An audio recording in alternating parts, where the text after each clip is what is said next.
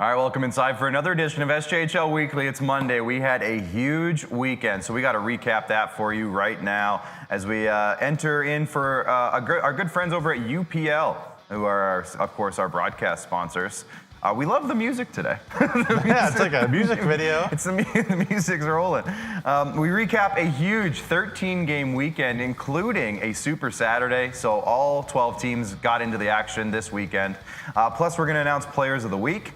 We have some updates from the World Junior A Challenge we got to get into with you, and we're joined by Ronge Ice Wolves goaltender Graham Brown as our special guest today. So it's going to be a great show. We're looking forward to it. But first, let's thank our sponsors, of course, and that starts with Cantera Seeds, Canalta Hotels, Capital Auto Mall, SGEU, Sask Lotteries, UPL, Chevrolet, Great Western Brewing, SaskTel, RBC, Saskatchewan Construction Safety Association, and Vaderstad. Of course, the Viking Cup sponsor, which is coming up. Maybe we'll have an update soon for you there. We got the coaches last week, so maybe we'll have an update there, but not anything as of yet. We'll look more into that with this guy later on in the show, Jamie Neugebauer. Jamie, welcome to the show. Thanks for joining me today, of course. Yeah, thanks for having me. Two quick things. Yep. One is, it's the Junior A World Challenge. Really? It is the Junior A World Challenge. It's not the WJAC? Not the WJAC. I hate that. It was the JOS. It was the JOS last year, too. Was it? It was as well. So it's the Junior A World Challenge. So just so let's be clear. Well, color me. We want to be right. Color me. I'm not trying silly. to be rude or anything. I'm just saying we got to be consistent. Yeah. Second thing, Canada knows who they're going to face in the World Cup, and I love when World Cup or soccer stuff happen and people around the league are messaging me. Who is that good? What's up with Canada? Love that stuff. I was one of those guys. I'm a diehard. You are diehard Canada soccer fan. So there you go. Canada has Qatar, Switzerland, and probably Italy in their group, so it should be interesting. I was at the gym and I was texting Newsy because it was on the TV, and I'm like, "Hey, why is this draw the way that it is? Yeah. It was interesting. Why did they skip a group for like 6 straight teams and then went back to that group?" So he was filling me in on how that works. So it was pretty fun. But yeah, coming up in June, the World Cup. So maybe we'll do an SJHL Weekly World Cup edition. After the league is done, and we're just like doing nothing all summer. The last World Cup was cool because it was during the hockey season, right? So we could, anyways. Yeah. So now we'll be able to separate it. Yeah. Anyways, Jamie, there's a lot going on this weekend. So before we get started with the show, let's make sure if you're watching on YouTube, you hit the like and subscribe button and send in a bunch of comments today. If you're watching on Facebook, hit the like and share button and also send in a bunch of comments today, as we can read your comments on the show throughout the day. So if you say something, we can add it into the discussion. We can look at that. Rick Spratt, I should say. How about those North Stars? We may or may not be talking about the North Stars. They have been playing some great hockey lately.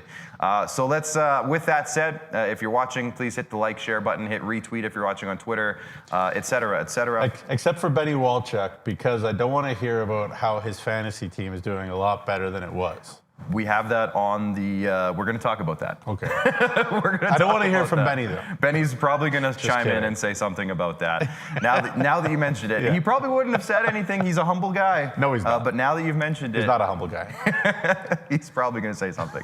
Let's take a look at the Sask Lotteries look back now, as we will look at the Elk Ridge scorecards from Friday, Saturday, and Sunday. We'll start with Friday. Nipawin, this was a heavyweight home and home series this weekend. Nipawin got a 5-2 win on Friday over Flin Flon. Warman got a 2-1 win over Ronge. Battlefords with a 5-3 win over Estevan. Both teams had 3 games in 3 nights, so this was the start of that. Kindersley with a 4-2 win over Yorkton, and they had 2 games back-to-back as well. So they got game number 1. And then Melville got a 5-2 win over the Melfort Mustangs. This is going to come up in conversation today, Nugsy, because then on Saturday, another 2-1 win for Melville over Melfort. Melfort's having a tough time right now. Battlefords with a 5-3 win over Weyburn on Saturday night. They would play again the next day, but we'll talk about that in a sec. Flin Flon got their revenge on Nipawin with a 5-2 win. Humboldt, they finally got some goals. They got the games they were hoping for with a 9-4 win over LaRange. And you know what? Knowing Braden Klamosko, he's probably more upset about the 4 than he is happy about the 9, I would guess. Yorkton with a 2-1 win over Kindersley. They got their revenge over the Clippers the next day, and then Estevan got in their second game of 3 in the weekend. They got a 3-1 win over Warman, and then on Sunday, 2 more games. Weyburn with a 5-2 revenge win over Battlefords, and then Estevan This is a funny one because it was the teddy bear toss night in Humboldt. And Estevans shut them out, 2-0. However, there was a bit of a controversy there. Maybe we'll talk about that in the headlines. A bit of a goal that was called back, so they did throw the teddy bears in Humboldt. But give them back.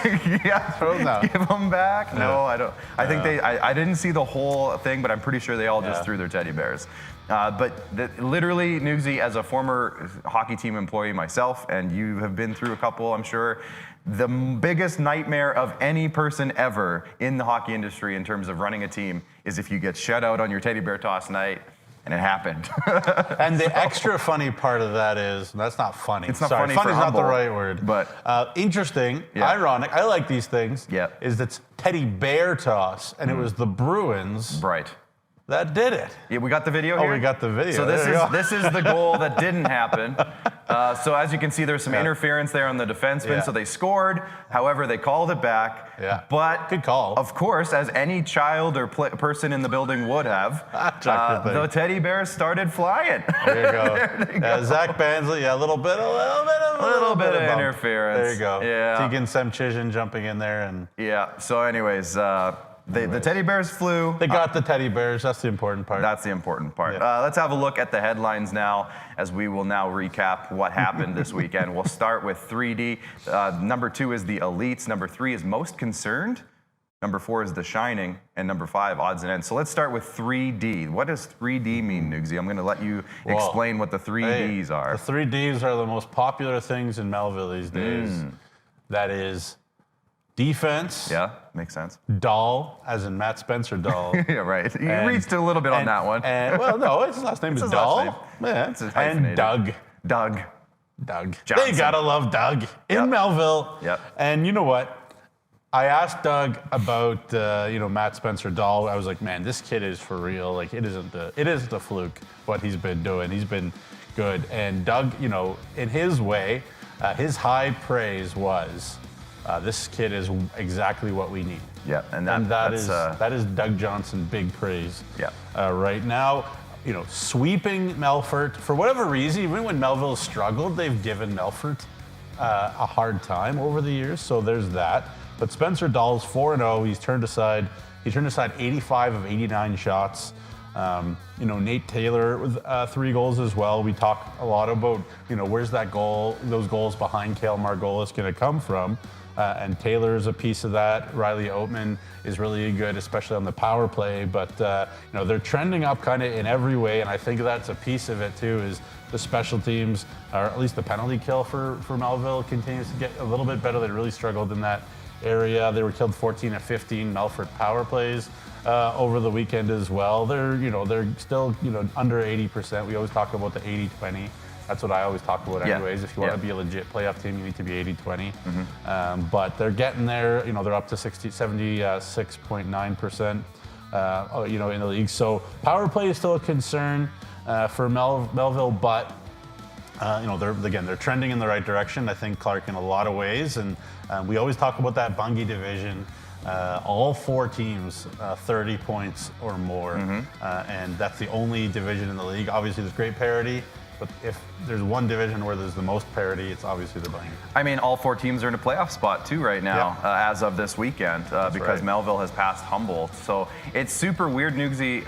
You and I texted a little bit over the weekend. When's the last time we've seen Humboldt and Melfort out of a playoff spot? We'll talk about that in a minute, because that is literally one of our topics. But we'll wait on that topic of conversation. But Melville, like you said, Nugsy, we said it all along. They were a good week or 2 away from really popping off. And Matthew Spencer Dahl's timing couldn't be any better, because they were in a spot where I think, like you said, they played 6 goalies over the course of the start of the season. And then Matthew Spencer Dahl shows up. Immediately just seems like they've maybe righted that chaos. It's tough not knowing who your goalie is going to be when you got 6 guys coming in and out over the course of, 23 games. And now he's been there for 4 or 5 games anyways. And it just really seems like that has eased the tensions or eased the room a little bit. And just like, we got our guy. He's playing great, and it really makes a huge difference throughout the entire lineup. And we hear Wesley Golden is coming back soon too. So you talk about steady defensive defenseman, physical big defenseman, leaders in our league. He is right up the top there. Exactly. So it's about to get even better for Melville. Not that they had a hard time keeping pucks out. Sure. But there you go. Thinking about what's coming up this week, the trade freeze, the SJHL trade freeze is on Wednesday. What time is it on Wednesday? Is noon or is it like 5 p.m. Eastern time? I believe it's midnight. Is it? Oh, it's the whole day? Yeah, it's the whole day. Okay, it's the whole day. So, if there's going to be a move made, I see Melville as a team that's maybe ripe for a move. I don't know who it's going to be. It's hard to really speculate. There's a lot of speculation about how our league is so tight, the SJHL, that maybe teams won't want to move guys within the league. They might have to look outside of the league, whether it's West or East or who knows, but South, who knows. Right. I agree with that. I also think, and we can say it maybe when it happens, is that the grass isn't always greener. For sure. Other leagues, and it's not to say that those players can't play in those leagues, are not good enough in those leagues. But, an element of fitting in a system, fitting with a coach, fitting in a community. Definitely. And feeling good, feeling happy. Yeah. Being happy is something that you can't measure, but it is so important to be an effective hockey player, just like in anything. Yeah. So come back, be happy, you have your role, whatever. I think we're going to see some guys come back from the null, from wherever, and it should be interesting. Definitely. Going to be interesting. Well, let's look at topic number 2 as we continue to roll on in the headlines here. Of course, that is the elites. And we're going to, there's going to be one team that's going to be upset that we don't include them in this conversation. But we're talking specifically from this past weekend. It might rhyme with Schmayburn. Nipawin, Flin Flon, and Estevan, they all had big weekends. That's the main reason. Obviously, Nipawin and Flin Flon split the weekend with each other. Weyburn, sorry. We'll talk about you. We talked about them a lot last week. I could not be a bigger Weyburn Red Wings fan. Yeah. And I was saying let's just include them in the just quickly here, I was saying we don't need to that much, but I was just saying, obviously, like, any final was great, but an Estevan Weyburn final would be off the hook. Give us a round 1 or a round 2. And it could happen. Holy cow. Even the final. Both of those teams are built that they could make the final. Absolutely, they are. We saw Yorkton Melville last year. Maybe it's now time we see the Highway 39. That would be delicious. Oh, boy.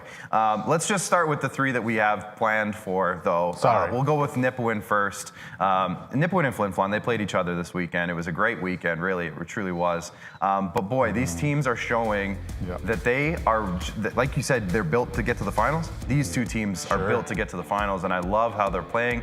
Obviously, they showed that they can each beat each other now. They're sitting at the top of the standings, basically, in first and third place. They're in the same division, so they're going to see each other a couple more times this year. Holy cow, Nugsy. And the Nipawin Hawks Christmas jerseys were unbelievable as well. Yeah, huge cool. shout out to everybody there, and their teddy bear toss as well. This night. So really great weekend for both these teams, but let's start with Nipawin. Yeah. Hey, happy Clark Stork. It's always good. Remember when we were talking about this Nipawin team? Where were their goals? Yeah. Where did all their goals go?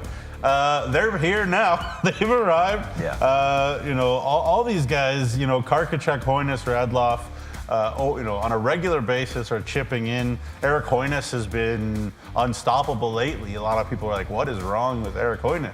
But he has been really, really on fire lately. It was a real interesting matchup for me over the weekend to watch the Nipawin power play against the Flin Flon penalty kill, because Nipawin's got an incredible power play and Flin Flon's got an incredible penalty kill. And the answer to that was that Flin Flon actually beat that. Maybe it's a great pitching against great hitting kind of thing.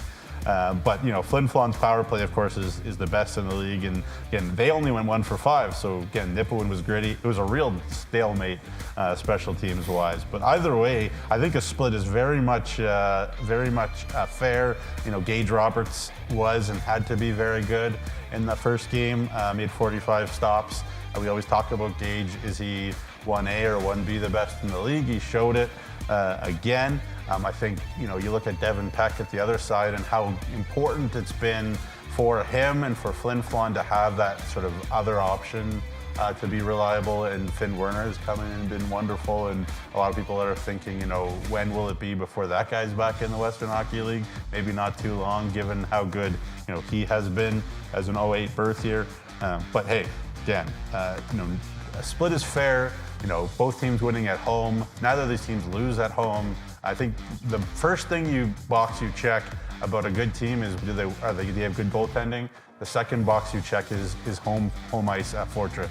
And for both of these teams, that's been the case this year, Clark. Yeah, and you know what, Nugsy, the other thing too is we talk about where are the goals going to come from? When are the goals coming? Mm-hmm. And they have started exploding, and like you said, Eric Hoynes has really taken off. But one thing that I really find interesting, have there been two more impactful trades in the league so far this year than Brendan Olsen, who has 9 points in 7 games as a Nipawin Hawk, and Carter Cole, 5 points in 6 games as a Nipawin Hawk, 5 assists. So he's fit in really nicely there too. Yeah. So Tad Kozin really kind of pinpointing some really good fits. Well, what a job. I mean, what a job, Clayton Jardine and Kindersley did recruiting all of these quality kids. Yeah. And, it's got to just have broken, Ryan Gibson's heart to trade some of these kids. Carter Cole, if you're talking about specifically here. Carter Cole, just because, they had so many, young mouths to feed there in Kindersley. So, those are good players that have Kindersley's kind of let go because of that. And obviously, Kindersley could easily be part of this whole elites conversation too. Oh yeah, well. But definitely. Obviously, again, the last thing I'll say is we joke about Flin Flon and their shot counters and stuff and how they're wild and whatever. But even on the road, they do get lots of shots. They lead the league in shots. As usual, and they continue to do it. And it's always a depth thing for Flin Flon. They've got lots of it. They're asking themselves in Flin Flon, do we have that number one guy? And obviously Joey Lees has been great, and I'm not taking anything away from him, but is he the number one type forward that does it all when you need it kind of thing? We will see. I'm sure they're looking, but they have depth. You look at Reed Arbery, he's been so consistent. Ryan Ulmer added some goals, and then Landon Alexander, 3 goals, my number one most underrated player in the league. 3 goals, he can shoot a puck. He's not just a big hitter, he's the biggest hitter in the league. Maybe the biggest hitter, the league's seen in a decade, I would say. He's up there. Highest Mike Reagan, actually. Nolan Roberts, no?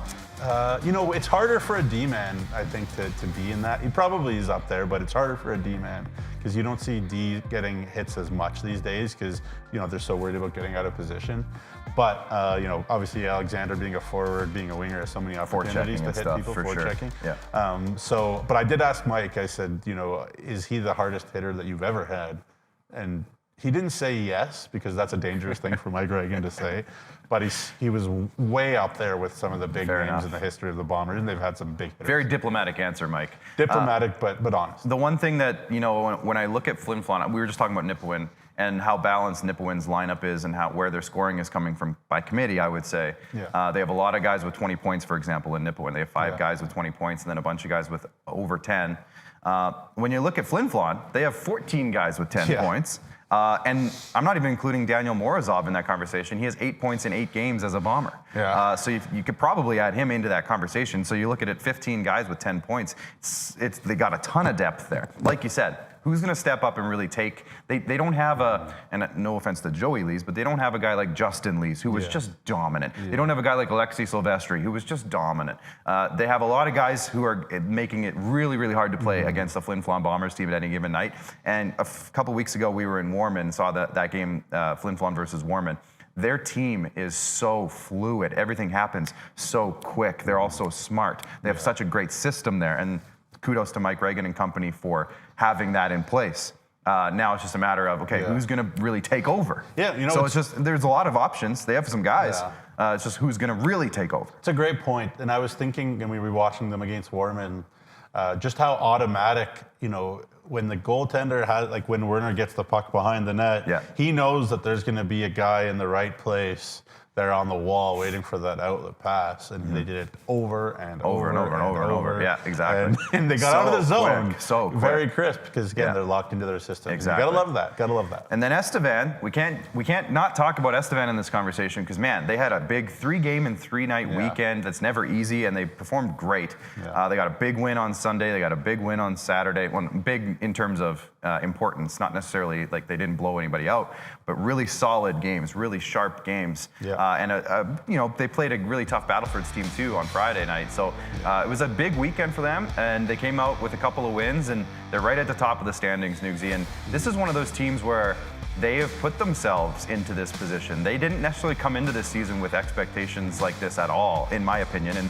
sorry if I'm breaking anybody's hearts. I think they did in their room. Maybe in the room, but outside of it, sure, expectations maybe, but outside of it, I don't think many people were thinking, oh yeah, Estevan's a top 2 or 3 team in this league. But I think they've put themselves into this position now where people are taking notice. Yeah, well, and I think Estevan's an example where when nobody's a bad person, quote unquote, or a bad kid. I'm not saying anybody is, but when your best people and your best are your best players, you talk about Ronge, you talk about William, you talk about Ethan Andrews. Like these kids are top class leaders, top class people. Like those are just outstanding human beings. And so those are just the models, both in terms of, not production, but just the way you go about things and the attitude that you have. And that makes such a big difference. And that, not that Drew Kosher isn't doing a great job, because he is, and Rory Elson, obviously, I got to include him too. Great captain. He's the captain. Yeah. Like he plays great so captain. hard. I don't know if there's anybody who plays harder in the league than Rory Elson does.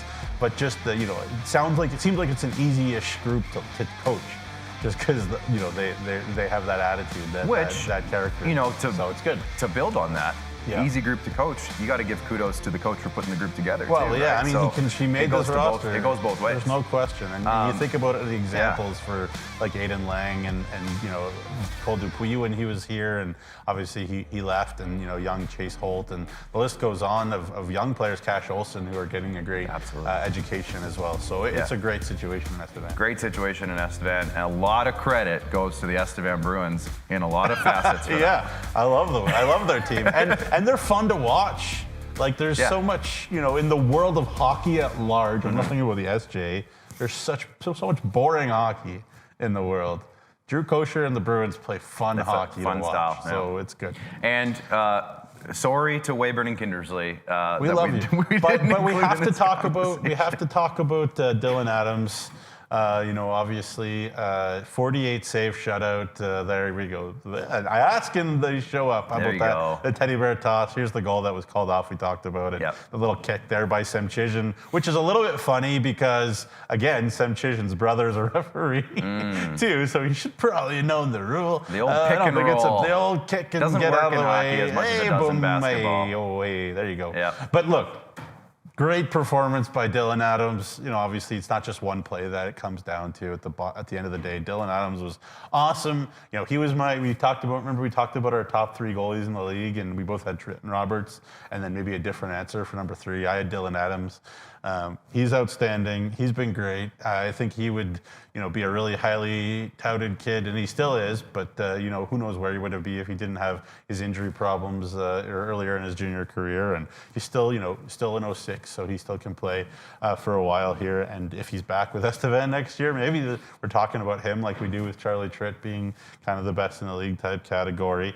There's some really good 06s. There's some good 06s. Oh man, we got a good crop of 06 goalies. Yeah, for it's sure. Unreal. Oh, just players in general, and Estevan had all this success, and you mentioned them, facing Battlefords as well, and they did everything that they did without scoring on the power play. They were 0 on the power play. Now we've talked about Braden Klamosko's penalty kill many times. Yes, the Humboldt penalty kill is outstanding always, and they were outstanding this year as well. But Ewan Ronge just keeps scoring. He's up to 21 goals on the year. Rory Elson has goals now in a couple games. He's just chipping in any way that he can. Nathan Cam was great over the weekend too, but Estevan just keeps on answering whether we wonder if they're one of the best in the league, and they are. Our graphic designer Kelly Lewick just texted me. He said Dylan Adams is the Grinch who stole the teddy bear toss. There you go. All right, move on. The bear who stole the teddy bear toss. Move on to the next topic here. Number 3. most concerned, I mentioned it earlier, kind of teased it. Melfort and Humboldt are out of playoff spots. This is a rare occurrence, especially this far into a season. It doesn't happen very often in the last, I'm going to say, 20, 25 years, where both of these teams are out of a playoff spot at this point in the season.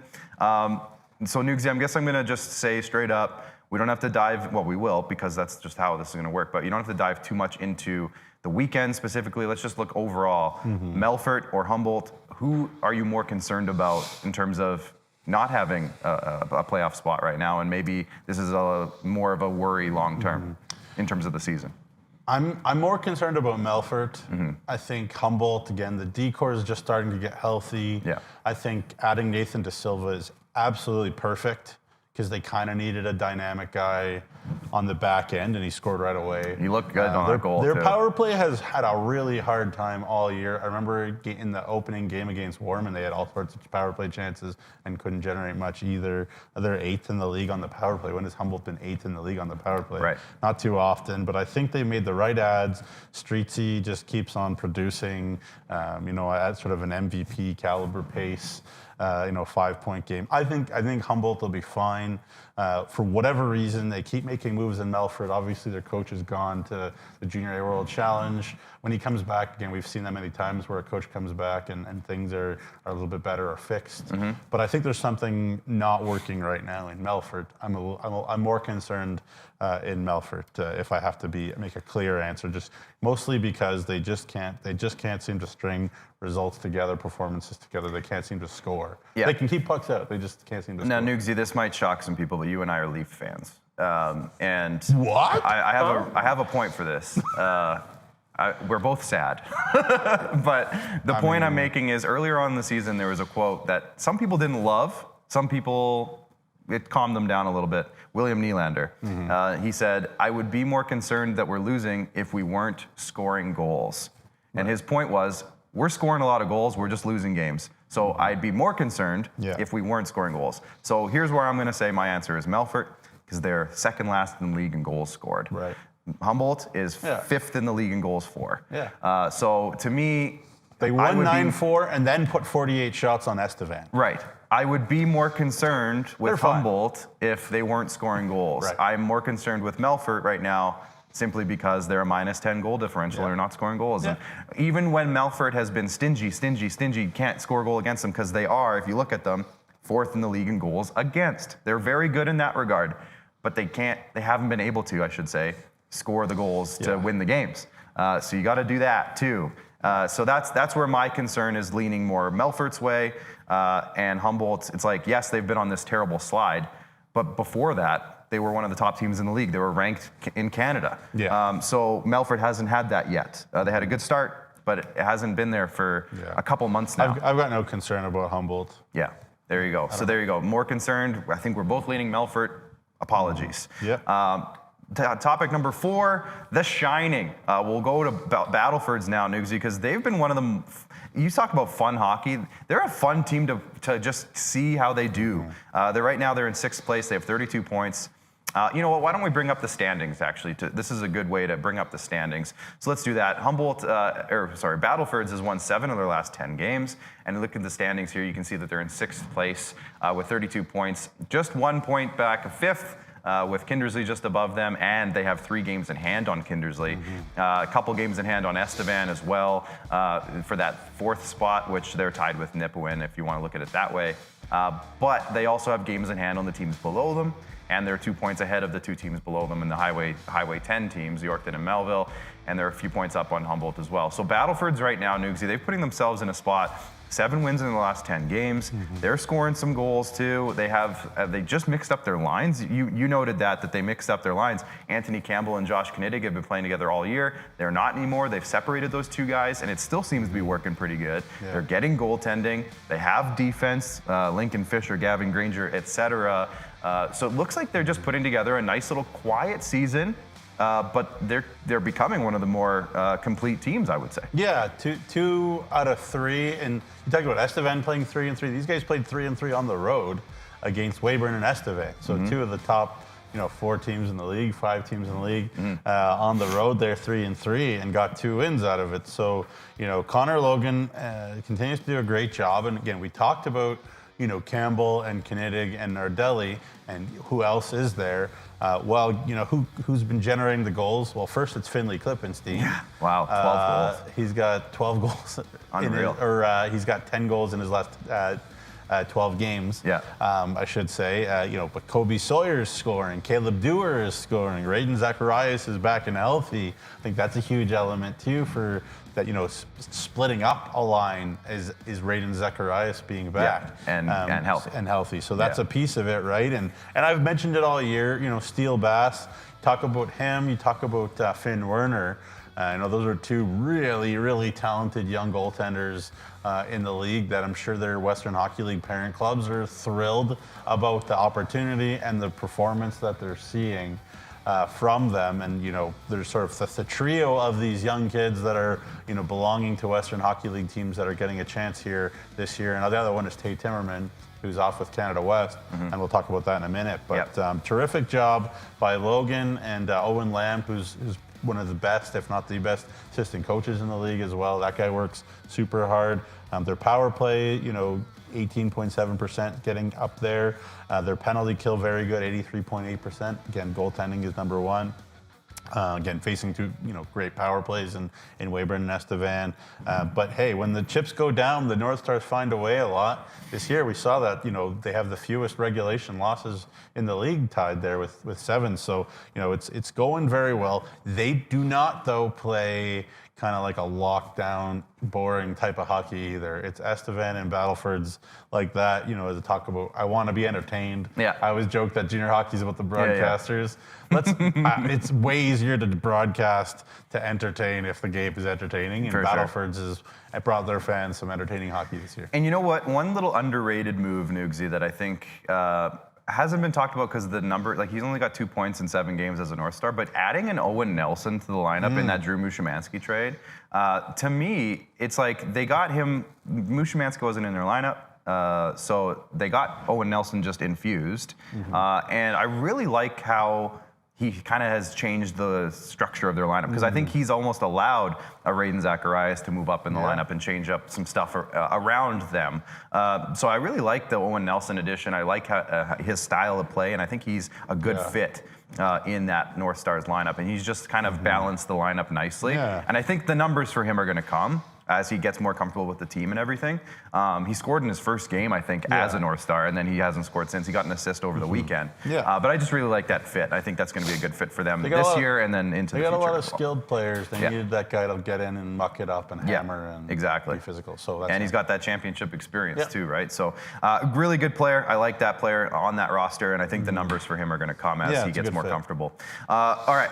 Topic number 5, we've gotten through the 4 main ones. Let's look at some odds and ends, and we have a Junior A World Challenge update. See how I said that? I said it right. That you have for us. Why don't we? What's going on over there? Yeah, the tournament opened yesterday officially. There was pre-tournament games, but the tournament officially opened. Canada West played Sweden. Tay Timmerman did get the start. A bit of a rough start. It was 2-0 for Sweden pretty quickly, but he really settled in, so I'll give Tay a lot of credit right there. So 6-2 with an empty netter was the final. We'll get, I guess, to that as the final, but here's the highlights courtesy of HM Live, and here's a goal by Tommy Reese of the Yorkton Terriers. Just typical, move those boots, get a puck through. That is the most important thing offensively for any defenseman, is move those boots and get the puck through. I don't care how skilled you are, how heavy your shot is, whatever. If you can get pucks through, we see that with Lincoln Fisher all the time. He's so good at getting pucks through. We see that, that development arc with Pearson Lindorf, getting pucks through, and there you go. Tommy shows what he can do. As I said, Tay kind of settled down, but there's some NHL prospects on this Swedish team. Alexander Coman there with a big shot. The next one is the one that I kind of want to highlight. The next goal for Sweden is a kid that everybody's name they should circle right down right now so you can sound real smart in a couple of years. This kid, Bosse Meyer, this 08 birth year, who's going to be a top 15 pick probably. Or not this one, I guess it's the next one. That was a nice save first by Timmerman. Didn't have anybody boxing the kid out in front there. Nice little finish in tight in the blue paint. And then obviously the game was kind of out of hand at this point, but that was a bit of a backbreaker. It was 3-2 there with 22 to go. But look at this shot coming up right here. Let's just watch it. Little release. Boom. Yeah, that's wild. That is a pro shot. That's wild. And he's an assistant captain, and he's 16 on this Swedish, Ivan Halinka tournament. That wasn't team, even a short side. That was a wide rocket. side shot, That too. was a absolute missile to the top cheese. You don't see, I love the SJ. Don't get me wrong. You don't see too many shots like that in the SJ. So Bussemeyer is a name for you to remember. But kudos to Tay for settling down after a tough start. They're off and running. And both Trevor Blevins and Carter Hansen both mentioned that, they were happy with how they bounced back from the slow start. And big one today against Canada East. That's the one. It's not about, that's what Carter Hansen said. The last thing I'll say about it is you need to win the right games. And, game one against Sweden, okay, you lost, but go and win the right ones. Yeah, exactly. Let's have a look as we kind of dive back into our league here. Just the division standings. Nugsy mentioned it earlier on in the show. Look at the Bungie division. All 4 teams with 30 points heading into this new week. As Weyburn leads the way currently. Estevan's been hot. They're right on their tail. In the UPL division, Flin Flon still leads. Nipawin is right there. And look at those 2 past 10 records. 8-2, both of them. Red hot. Melfort with 21 and Larange with 15 there. And then in the Nutrien division, Kindersley still holds on, but Battleford's have been charging up that list. If you see their past 10 games, Kindersley's hovering around 500. Battleford's is 7-3 in their last 10. Humboldt still with 29. They're not out of it. They're not out of it at all, but they have been not playing good in the last 10. 2-7-0-1 in their last 10 games. Definitely want to change that around. And then Warman with 16 points. Speaking of standings, let's have a look at the SJHL Fantasy standings, which I updated this morning. I am pretty happy with my spot. 228 points leading the way. Benny Walchuk has been storming up the standings with 206 points. His leaders are Jai Zawatsky and Boston Harkness. I got Ewan Rennie, Rylan, I was going to say Owen Williams. That's a different player. Rylan Williams, Ethan Andrews, Josh Knittig, and Anthony Campbell's also got 25 for me. Nugsy, you're in third. Gabriel Corshane, Kale Margolis lead the way for you. Mason Karkachuk has really been jumping up for you there as well. The crew in the back, they got Jacob Streetsy. He had a big 5-point week. Rowan Burgess, of course. I was going to say Boston Tate. He's another player too. Ashton Tate with 22 and Colton Getzlaff. And then Old Faithful, Jacob Faith. He's still full of faith, but he's way down there. He's way down there. Still full of faith. Hey. Joey Lee's, that kid could have 30 this year. The best part about Jacob is if you put his actual roster's winning percentage in a stat category, he would probably be leading the way. Did you do that? No, but he's got a lot of Flin Flon Bombers, and they're in first place. So if you put the win percentage as a stat, he'd probably be winning. Hey, fair enough. That's more important than our fantasy league. It's true. Winning is more important. It's true. Yeah. So let's there you can take some of that away, Jacob. There's a positive for you. The Tourism Saskatchewan highlight of the week. Nugsy, we couldn't pick one. There were so many good ones. We probably could have picked 4 or 5 this week, but we picked 2. And this one, the first one, it's going to be a double feature, so it's coming at you back to back. I think, are they connected, Bryce? They're back to back, like connected?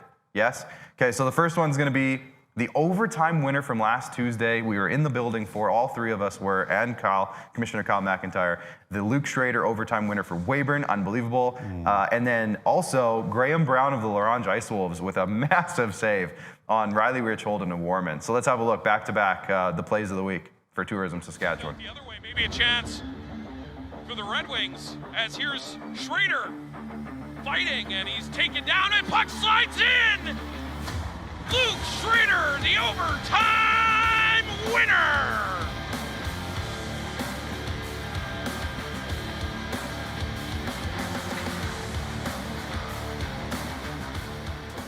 It goes over the hand of Riley Rich-Holden. Rich-Holden over to Kincandy. At the front of that, Kincandy takes a shot.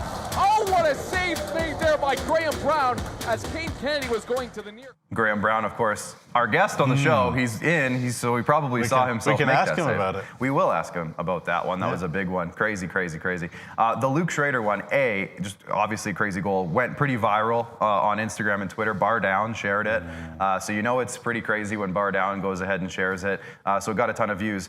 Dylan Fiesel, though, just want to give a shout out to Dylan because he was like 90% sick Like, he was not feeling good. We talked to him in the intermission. He's like, don't shake my hand. Stay a little bit farther away. I'm really sick. He brought it still, and though. that goal call in the overtime, like all the way at the end of the game, that energy in the goal call he had for that, unbelievable. Shout out to Dylan. Always got to give the broadcasters a bit of a shout out. Exactly. Are you not entertained? His job is to entertain, and he did. Dylan Fiesel, shout out to him. Just wanted to give a quick one. But Luke Schrader and Graham Brown, our plays of the week for Tourism Saskatchewan. Big shout out to Chevrolet, of course, for all those highlight packages you saw. Chevrolet, our highlight sponsor. It's time for Noogs and Notes. Noogsy, hit us with what you got, because there we go. There's a couple things we want to get in before we head to our break to get our interview going with Graham Brown. But what do you got for us for News and Notes? Maybe a Viking Cup? Yeah, well, we'll get the rosters are coming together. Okay. My understanding is about half the players are locked in, so they're working on it. Okay. And we'll get there, and it'll be a great team, and it'll be a lot of fun. I'm really excited. Really looking forward to it. Yeah, so just a couple trades to talk about. Quinn Tavender, Skittles Tavender, I like to call him, only because he gave me free Skittles one time. One time. Nice kid. Yeah. Traded to Ronge. We talked about in-league trades, but great for a kid like that to get an opportunity to be a veteran player on Ronge.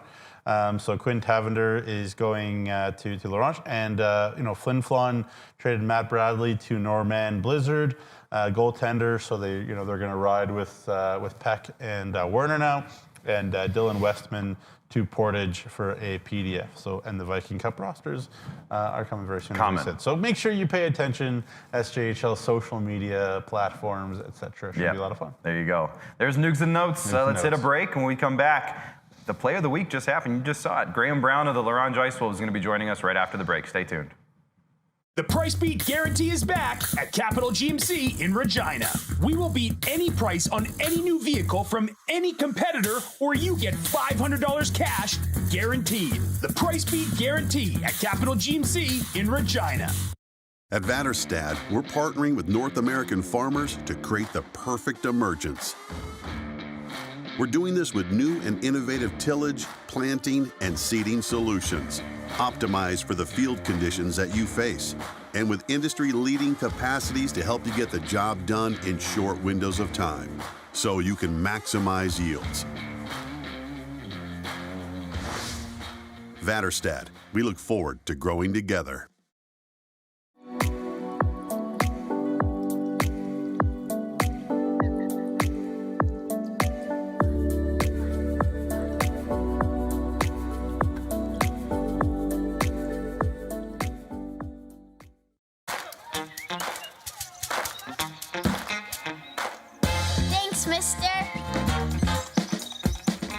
Every ticket you buy funds programs all across Saskatchewan, like sports.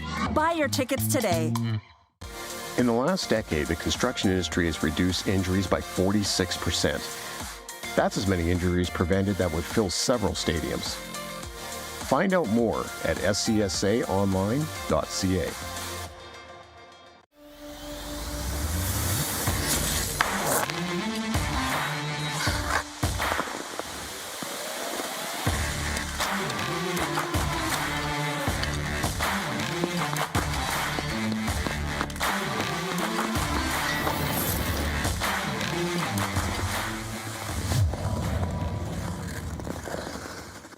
Feeling like your dreams are out of reach? RBC has programs and resources to help you open the door. With RBCX Music, RBC Training Ground, and RBC Scholarships, your idea of your highest potential happens here.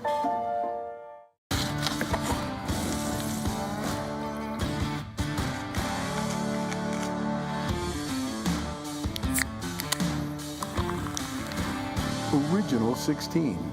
Celebrate things done well.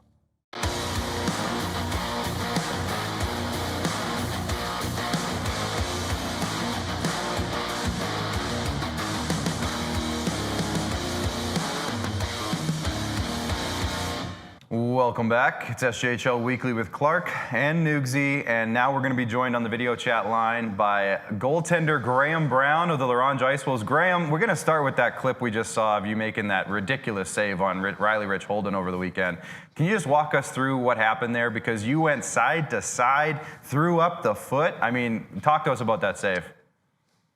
Yeah, first of all, thanks very much for having me on. No, yeah, it was kind of a crazy play. It kind of chipped up off the wall, kind of turned into almost like a one-on-one situation, and just beat our D-man wide just slightly, and I kind of slid across and a little bit of a desperation save, stuck the leg up, and got a piece of it with the foot. So, happy it didn't go in the back of the net. Yeah, absolutely. Now, Graham, we actually just talked to your coach, Kevin Killer Kaminski, not that long ago for our Friday night spotlight, and he was raving about you and obviously the youngster Riley Zezel as well. But we were talking about you specifically because last year, obviously, you came in. It was a bit of a tough situation, but you made a ton of saves last year. You got a ton of minutes. This year, you came back as one of the top 20-year-old goaltenders in the league. So what's this year been like? Taking last year's experience and bringing it into this year. Obviously, similar situation in terms of the wins and losses, unfortunately, but you're playing great, I think, despite some bigger shot totals and numbers like that. Yeah, no, I mean, last year was a great year. We came up just 1 point short, or whatever it was, one win away, and it was, a great experience. Killer and Schneids gave me a ton of opportunity last year. So yeah, carrying that over into this year has been huge. Obviously I've got lots of games, but I mean, Zez is an unbelievable goaltender as well. And we battled it out in practice, and, whichever one of us is going, we're going to be ready to go and, give our team a chance to win. For sure. Now I got to ask you about goaltending in general, because I just find goalies so fascinating. Like, are you guys human beings? Are you somehow different creatures? Why would you be a goalie? All of that. So just tell us, how you became a goalie, and what that process of accepting that about yourself has been like. Yeah, for sure. I started off obviously as a player for the first probably 2 years of hockey. And then I think it was novice. I got a chance to strap the pads on, and I never turned back. Loved it ever since, and can't step away from it. Yeah, love to hear that. And then obviously, I got to ask you about, playing in Ronge, new rink you have, or new rink for you guys now that you play in that arena. I guess just talk about, as a goaltender, maybe some of the differences for angles and sight lines and all those little, minute details that you goalies love to talk about, for playing in the Mel versus playing where you do now. Yeah, absolutely. The Mel was definitely a smaller rink. The neutral zone is pretty tiny, and each end is quite small as well. So it was a difficult rink to play in for sure. Moving to the JR has been unbelievable. The rink is super nice. The facility's super nice. And it's been obviously a little bit of a different adjustment going to a bit of a bigger rink, but not too much. I mean, I love it. It's awesome. So prior to last year, you're a BC boy. You played in the VIJHL. What was the adjustment like for you coming over last year, getting used to the SJHL? Obviously, it's a bit of a bigger schedule, a lot of stuff like that. But what was the biggest adjustment for you coming over from the VI? I would definitely say the speed. The SJ just so much more fast. The VI was good. It was a good league. It was a great first year junior for me to kind of develop me into coming into the SJHL. But yeah, the speed was a huge difference. So yeah. Yeah, for sure. And, obviously you get to play under a guy like Kevin Kaminski that has, I'm sure, so many stories, such an interesting dude. I guess just talk about, take us inside the room. What's it like playing for Kevin Kaminski? I've really enjoyed it. He's an absolutely amazing coach. Obviously, he's intense, but he brings the best out of each and every one of us every night, and he wants the best for us as well. So he's hard on us at times, but he's also one of the best coaches I've ever had. He pumps us up, he gets us going, and if we stick to the systems that he puts in place, we're going to be successful. You got a big game coming up tomorrow night against the Melfort Mustangs at home. Obviously, we were just talking about, I don't know if you heard, but we were talking about how Melfort's been struggling a little bit lately. What's the messaging going into tomorrow night right now against a team that, has, in the last 10 games, you guys have been playing, equally in terms of records and results and everything. So what's the message going into the game against Melfort this week? Well, I think just sticking to the systems that Killer and Grammer have put in place for us. We got to capitalize on our chances. Obviously, scoring's been a bit of an issue for us, but I think if we can capitalize on our chances and bury the puck, we're going to be successful tomorrow night. So, yeah, and I also got to ask you, this league, it's like crazy. Like every night, one could beat 12, 12 could beat one. I guess just talk about, keeping the younger guys in your room, focused and believing, in what you guys can do as, one of the kind of fewer older guys in there. What's that been like for you? All of a sudden it happens so fast where, a guy's a younger guy and all of a sudden he's an older guy and it happens in the blink. But just talk about keeping those younger guys on track. Yeah, I mean, obviously, like you said, we've got a young group, but I think they've adjusted really well. For us, it's, we work our butts off every night, and if we do, we'll be successful. Like, we beat Weyburn twice, and they're obviously top of the league. So I think if we can, do what we know how to do, like what Killer put in place and stuff, we'll be successful, and I think that's the message to all the younger guys. Yeah, for sure. Now, I got to ask you, too, like, obviously, you've been in Ronge a couple of years now. You know the lay of the land. I know in past years, the Ice Wolves boys have loved to go out, be it ice fishing and taking in the beautiful nature around. Are you an outdoorsy guy, and what do you kind of like to do, in the winters there up in Ronge to get out and have some fun? Yeah, I haven't been ice fishing yet. A lot of the boys do go. There's usually about kind of 10 guys that all go out together. They got a little tent that they set up on the lake, and they catch fish all day. So they're asking me to go out next week. So hopefully I can find some time to go out and try and catch some fish. Graham, one of the things that's coming up, and obviously we can't confirm any roster situations or anything like that, but as you know, the Viking Cup is coming up on the horizon, and it's for 20-year-old players in this league predominantly. If that opportunity arose and your name gets called, what are you anticipating maybe could be coming out of that tournament? Obviously, it might be an opportunity to get seen by some people, but if that happens, what you might be looking forward to in that regard? Yeah, I mean, it's just a change of scenery. If I got the chance to go, it'd be awesome. You get to play a bunch of different teams, obviously, that you've never seen before. You get to meet a bunch of guys throughout the league that are playing on all different teams, which I think would be a great opportunity. And like you mentioned, the exposure would be awesome as well.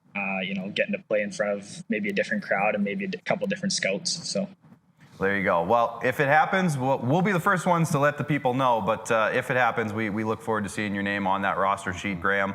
With that in mind, you got a big game coming up tomorrow night. You have something. Oh, yeah. You got rapid fire. Almost forgot my segment. I almost skipped your segment. Almost skipped my segment. I was about to get up and leave, buddy. Rapid fire. Hit us with it. Hey, this guy was on last year. I guess he had Rory throwing him questions. Yeah, so right. now it's my turn. Awesome. Awesome.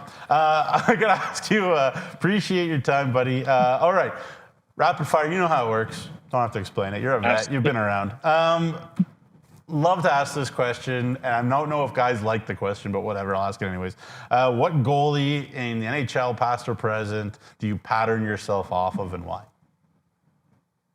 Well, obviously Carey Price, big one for me. But nowadays, definitely I'd go for UC Saros or Dustin Wolf, just their athletic abilities, and obviously they're smaller like myself. Nice. So, just watching their game and how fast they are, just kind of modeling myself after them. Love it. What's your favorite type of save to make? Oof. I mean, Scorpion's got to be up there. The one I had this past weekend. It's tough. I mean, every save is always exciting. So there you go. The best save is the one you made, I guess. Fair enough. My understanding is you're from Victoria, BC. What is your favorite restaurant in Victoria? Ooh. That's a tough one. There's a good burger lounge that me and my family usually go to. It's called Bin 4 Burger Lounge, so we like that one. So that's probably one of my favorites. Very nice. What advice did you give Zezel about dealing with the boards? Because some of the boards, it bounces up there in Ronge, could be pretty wacky. So what advice did you give him? Well, I mean, I told him they're not quite as bad as the Mel, so he doesn't have to worry too much. Okay. But yeah, every rink's different. So you got to be able to read, and usually in warm up we throw a few down the wall just to figure out which way it's going to bounce. Yeah, so I guess at the Mel they used to have. There's some interesting things that would kind of die is my kind of understanding, like, and it would just kind of stop. All right, two more. Which teammate are you taking with you, just one, on to survive on a deserted island? Oh, I got to go, my boy Owen Turner. He's an American boy, but he's got those survival skills in him. So there you go. I don't want to assume, but they got some guns. But I guess there's plenty of guns up there in the Ronge area probably too. So there hunters, you go. There's a lot of hunters. Lots of hunters and fishers. And great fishing up Absolutely. there. I understand it's kind of world class. So very cool. 2 more questions, or I said that last time. Last question now. I'm trying to keep track. I'm sorry. I'm all over the place today. If you could, day. Between forward and D, which position would you be the most comfortable going out there and playing with if they really needed you to be a skater, which I know is not going to happen because it doesn't really work that way for a goalie. But which position would you prefer to play, and who would you want either on your line or on your pair on your team? Well, I'm going to be honest. I actually did play a game as a player in U18. Oh. We were in Alberta and we were hurting for players, so I suited up. Got 2 shifts, 1 defense, 1 forward, and I love the defense. So I'd probably pick defense. Yeah. And which Ice Wolf would be your partner then?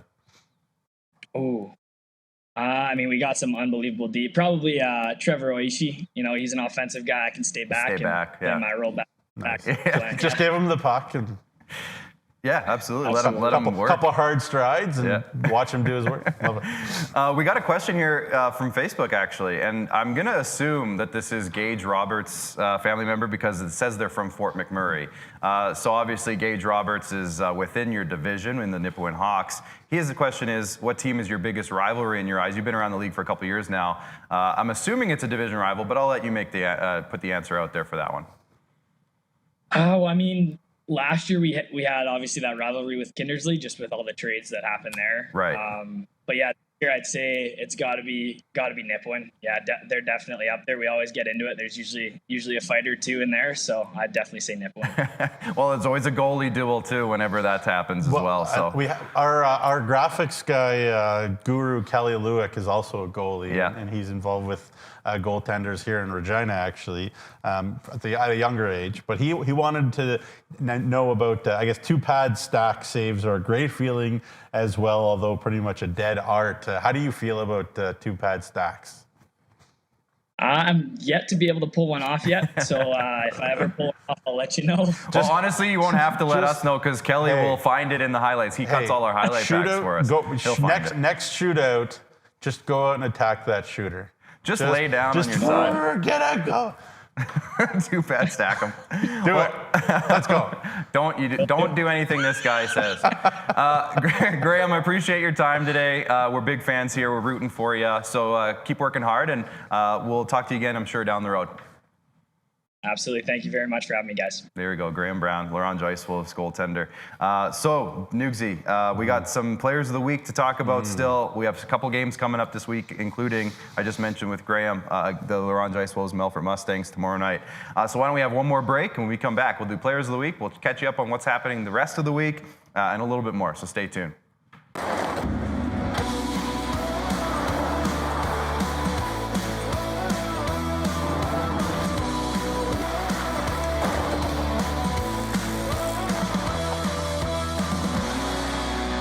Feeling left out of can't-miss moments? RBC has programs and resources to help you open the door. RBC clients get access to concerts, Avion rewards, and exclusive benefits.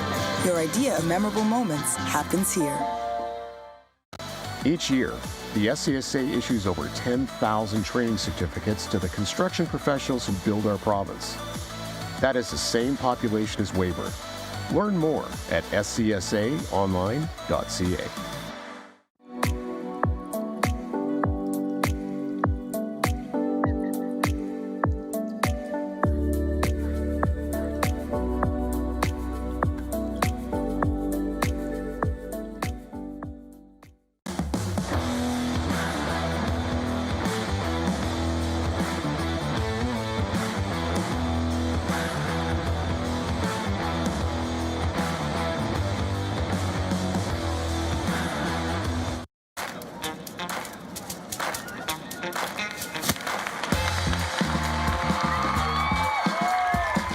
Ticket you buy funds programs all across Saskatchewan, like arts and culture. Buy your tickets today. Introducing SaskTel Student Saving Tips. Tip number 138. You could build your own pallet furniture. So you're living on your own. You you save money by building furniture with pallets.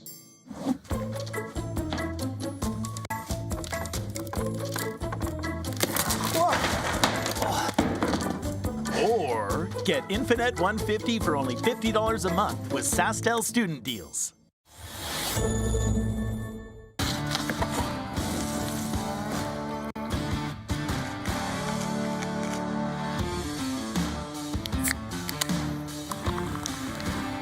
Original 16. Celebrate things done well.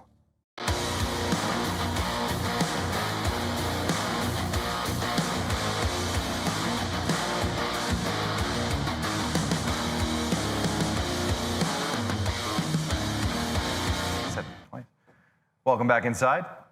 Just a quick note, because Nugsy mentioned it, and I figure I should mention it. Graham Brown made the save on Kane Kennedy, not Riley Rich Holden. I think I said twice in the show that it was Riley Rich Holden, but it was Kane Kennedy. So sorry, okay. Riley. My bad. He's okay. He's such a nice kid. He's all right. He'll be fine. Yeah. And sorry to Kane for that save. Yeah. That was actually, Kane and Rich Holden are like our best buddies. Oh, there you go. So that's cool. All right. Well, it's time for Players of the Week, and there's going to be. Yeah, there's going to be a couple of, there you go. There was a little teaser. It was covered up, but there was a little teaser. There's going to be a couple of names you might have remembered from last week, a couple of returners in this list. And we'll start with the one you might have seen if you were looking close enough. The SJHU MVP of the week is Matthew Spencer Dahl. He's quickly becoming a nickname, Nugsy, MSD. Because he won last week and he won again this week, back to back. And boy, like Doug Johnson said, he's exactly what they needed right now. 2 back-to-back SJHU MVP performances of the week. The Borgo forward of the week, Jacob Streetsy of the Humboldt Broncos. He had a big 5-point night in that 9-4 win against the Ronge. And you know what? Jacob Streetsy just keeps on putting up points despite the Broncos' struggles. He's doing his best. And Connor Miller, also shout out to him. He had a big night that night as well. The Super U defenseman of the week, Lincoln Fisher of the Battleford's North Stars. Him and Gavin Granger, Nugsy, both over 20 points this year. They're putting up a ton of points, moving the puck real well for that Battleford's North Stars group, which we talked about earlier, has been playing some really good hockey lately. Lincoln Fisher, Gavin Granger, big parts of that, and Super U defenseman of the week. The SaskTel goalie of the week, we mentioned him earlier, Dylan Adams with a 48-save shutout against Humboldt on their teddy bear toss night. Can we pause there? Yeah. And go to my graphic? The shutout one. We didn't talk about that earlier. You're right. There we go. There you go. So I got the shutout made. I got a message from Josh Biggs, the former president of the Estevan Bruins, who said, "Hey, is that the best shutout ever?" And I was like, "Probably not." It was really good. Don't get me wrong. It was great. It was awesome. Way to go, Dylan. I don't know if it was the best ever, but this is when we've been in the decade. Remember last year, Callum Gregg went into Flin Flon. Plenty of Flin Flon involvement in this graphic. Not a big spread. But anyway, Callum Gregg was awesome, and obviously all these guys were awesome. Interesting. Alexis Giroux didn't play a ton in our league, but there you go. You got a big one against Flin Flon. And Cal Shell, who was just a machine of shutouts in that 21-22 season. Wow. That's SUNY Oswego now. Yeah, it's 7 shutouts that year, which is wild. A lot of guys don't get 7 wins. He got 7 shutouts. That Flin Flon team was really heavy, played great defense, and really it was a coin toss. That was a big boy championship between Flin Flon and Estevan that year. So a lot of fun. A lot of fun. So there you go. Michael Harash. Cool. And thanks to Josh Biggs for the graphic idea. Yeah. The Sask Milk Rookie of the Week. We talked about this guy last week. He did it again. Nate Stevens. Now, Nugsy, the big thing with this one is that they've been battling a lot of illnesses with Weyburn in the last week or two. Yes. Nate Stevens stepped up and played all 3 games this week, or was involved in all 3 games, and got 2 big wins, put up some big numbers. So big shout out there. Nate Stevens could be the real deal again in Weyburn. Like Weyburn hasn't had enough good goaltenders lately. Yeah. There's another one. And the Cantera Seeds Saskatchewan Player of the Week. He's heating up, folks. As Nugsy said in the article, which is out now on SJHL.ca, the weather's getting colder. Eric Hoynes is getting hotter. He's heating up. 4 points in 3 games. He got the game winner against Flin Flon the other night. So big shout out to Eric Hoynes, who's really taken off. And he's a big reason why the Nipawin Hawks are so dangerous right now and so balanced, and that offense is really picking up, is because Eric Hoynes has been really picking it up as well. Him and Finley Radloff really both have really picked it up lately. A couple of games coming up this week on Tuesday and Wednesday. Let's have a look. Estevan's going to be in Yorkton, a big Bungie Division rivalry matchup there. It's going to be a fun one. And then we mentioned it with Graham, a UPL Division rivalry with Ronge hosting the Melfort Mustangs. Both teams really need a win. And then the Battle of the Birds on Wednesday, I called it. The Weyburn Red Wings are in Nipawin. 2 top 4 teams taking each other on Wednesday night. It's going to be a must-watch game. Nugsy, first place, technically, is kind of on the line in that one. Yeah. Weyburn's only 1 point back. Nipawin's 2 points back. Yeah. Estevan also plays on Tuesday. They're 2 points back. So all 3 teams could be either ahead of or tied with Flin Flon by the end of Wednesday's game. So it should be a really interesting week. No, I want to say too, and we're a news show for the league, so I got to mention as well. I'm trying to send good vibes into the universe, but I do need to say our expectation is that the weather is not going to be very good in the league in Saskatchewan this week. So stay tuned to SJHL's social media platforms for updates and for your team specifically social media platforms. Yeah. If there's any changes in game times and whatnot too, because it's there you go on the bottom of the screen. These guys are smart. It's that time of year. There. They're thinking back there. Old Bryce and, Nugs, you remember and those guys. So remember last year? I think it was who came to Notre Dame that I came to watch with you that one night, and it was like the biggest storm of the century. Yeah, there's been some. And bad they were like 2 hours late or something. What team? Was it Melfort? I don't remember. I can't remember, but I remember walking by the coach of the visiting team, and he was like, "Why did you come?" And it's not because the game wasn't important or interesting. It was just because like the weather was stupid. He's like, "Why did you risk that?" Yeah, I think it was Blevins, but it might not have been. It's been just perfect in our province this winter so far, so we can't really complain. Yeah, exactly. No, we've had a lot of luck so far, so fingers crossed. And hopefully maybe we'll it works out moving forward. Yeah, exactly. So some big games coming up. Obviously, a huge weekend. Thank you for tuning in to the show today. Thanks to the guys in the back, Bryce and Ryan today. Kindersley. It might have been Kindersley, Clayton Jardine. It might have been. Oh yeah. And they came like an hour late. Warm up started late. Everything was late. And Clayton Jardine, I'm pretty sure, was like, "Why did you come?" Well, I'm here. So, anyways, that was a wild night. Getting home was a wild night too. But anyways, Ryan and Bryce, thank you guys, everything you guys do back there. Kelly, who's commenting a ton today, thank you, Kelly, for all the graphics and everything you do. We were giving him a hard time because one graphic needed updating today, and he was hard on himself. So Kelly, don't be too hard on yourself. We love you. You're good. Nugsy, as always, appreciate you. Appreciate your brain. Appreciate everything you do for this show. And Graham Brown for joining in today. Great interview there with Graham. And thank you to all of our sponsors, Cantera Seeds, Canalta Hotels, Capital Automall, SGEU, Sask Lotteries, UPL, Chevrolet, Great Western Brewing Company, SaskTel, RBC, SCSA, Saskatchewan Construction Safety Association, of course, and Vaderstad, the Viking Cup sponsor. So news coming along with the Viking Cup. Stay tuned, and we'll have you updated as soon as we can. But until then, we have SJHL Insider this week on Thursday. Should be a fun show, and we'll talk to you guys then, and enjoy the hockey over the next couple days, everyone. Talk to you later. Bye for now.